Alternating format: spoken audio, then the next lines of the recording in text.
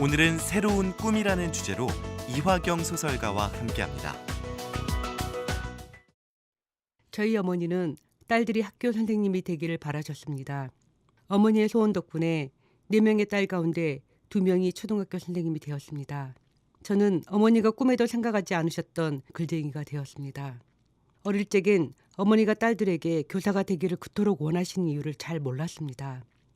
저희 자매들이 자라던 시절에는 여자가 교사가 되는 것은 무척이나 안정적이고 멋진 직업으로 사회적인 인정을 받았기 때문인 줄은 알고 있었습니다.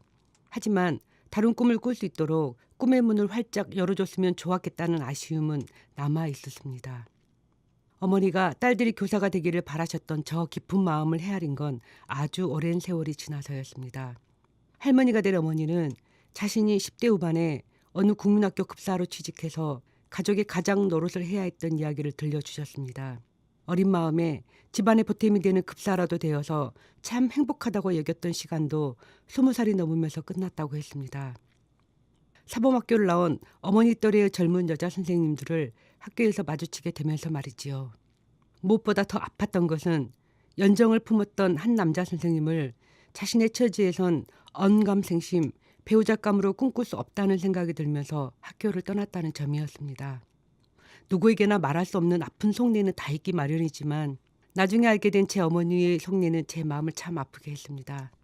제가 이런 이야기를 들려드린 이유는 강경화 씨가 우리나라에서 처음으로 여성 외교부 장관이 되었기 때문입니다.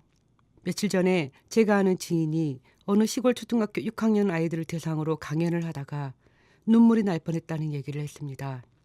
여러분의 꿈이 뭐냐고 물으니까 맨 앞줄에 앉아있던 여학생이 아주 또렷하게 외교부 장관이요 라고 말했다고 합니다. 지금까지 그분이 수년 동안 강연을 다녔어도 장관이나 외교관을 언급하는 여학생은 없었다고 합니다. 남자아이들은 대부분 면사무소나 읍사무소의 직원이 되는 것이 꿈이라 말하고 여자아이들은 읍내 미용실 원장님이 꿈이라고 말했다고 합니다.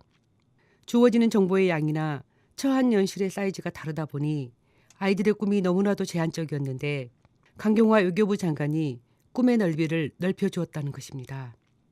저는 내친 김에 국제의원연맹 IPU 홈페이지에 접속해서 여성 국회의원 비율 변화를 살펴보았습니다.